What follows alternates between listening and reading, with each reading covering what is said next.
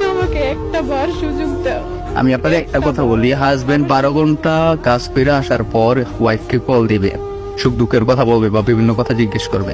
ওরে সন্ধ্যা 6টা বাজে আমি কল দিলে বলবে হ্যাঁ বলো কি হয়েছে, প্রথম শব্দটাই হচ্ছে ওর এটা। মনে হয় যে ওই সারাদিন কাজ করছে, আমি সারাদিন বাসায় শুয়েছিলাম।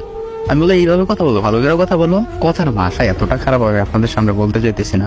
তারপরে 6টার পরই আর ঘুমাইসা পরে 6টার পরই আমি ঘুমাই যাবো বলে ডাটা ফট করে বন্ধ করে, আমি যদি বেশি কথা বলি, কথা বলতে দেরি আছে, আমার ব্লক দিতে দেরি নাই, কারণ আমি দেখে আমি কিছু করতে পারবো না। এমন অবস্থা হয়ে গেছিল যে আমি এই দেশে মারা যাবো, এমন একটা অবস্থা। তারপর তো আছে এই ছোট ভাইয়ের সাথে তো এই কাহিনী করছে। তারপর আমার থেকে বড় 10 বছরের, সে সৌদি থাকে, সে তার সাথে কথা বলে, ওই ভাই ওরে জান কলিজা বলে ডাকে, ওই ভাই থেকে সে টাকা আনে, এইটা আনে সেইটা আনে। আমার কথা হচ্ছে, তোর সাথে যদি একটা ছেলের রিলেশন না থাকে, ছোট ভাই তো কিভাবে আমার বলে বউ কেমন আছো, তো নাস্তা করছো নি তুমি, বড় ভাই কিভাবে বলে জান সোনা কলিজা। আমি কি বোকা? আমি তো বোকা না, আমি তো এই যেমন একটা ছেলে।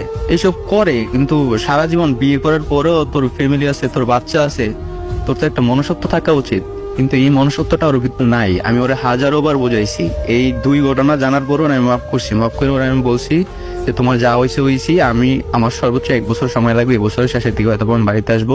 তুমি আল্লাহর দিকে তাকাই, আমার বাচ্চার দিকে তাকাইয়া তুমি আমার বাড়িতে যাও, আমি আসার আগ পর্যন্ত তুমি আমার বাড়ি থেকে যাও না। আর যদি আমি আসার আগ পর্যন্ত তুমি আমার বাড়ির থেকে তোমার বাপের বাড়িতে যাও, তাহলে কিন্তু তোমার আমি ছেড়ে দেবো। আমার কি বলে, তুমি যদি আমার ছাই দাও তো এটা আমার পক্ষে সম্ভব না। আপনার বাড়িতে থাকা সম্ভব না? না, সম্ভব না, এই বাবার বাড়িতে থাকবো, এটা কোনো সম্ভব না।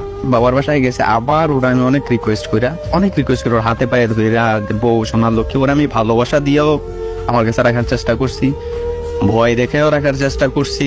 মানে ওরা আমি এমনও বলছি, দেখ তোর কাবিনের টাকা 1.5 লাখ টাকা, এটা আমার 1 মাসের বেতনও না, আমি কিন্তু তো ছাড়িয়ে দিতে পারবো যে কোনো সময়। এইভাবেও চেষ্টা করছি, এইটাও হয় নাই। এখন আমার কাছ থেকে 3 লাখ টাকা দাবি করে, আমার কাবিন 1.5 লাখ টাকা, কিন্তু 3 লাখ টাকা কেন দিব? বলতেছে আমার জীবন নষ্ট করছে। আমি যদি বলি ও আমার জীবনটা নষ্ট করছে। তো আরেকটা সবচেয়ে ইম্পর্টেন্ট কথা বলি, হাজবেন্ডের প্রতি ওয়াইফের যে একটা ভালোবাসা, যে একটা কেয়ার, কোনোদিন আমার জিজ্ঞেস করে না তুমি কেমন আছো, তুমি কি খাইছো, খাওয়া দাওয়া করছো কিনা, তোমার শরীর কেমন।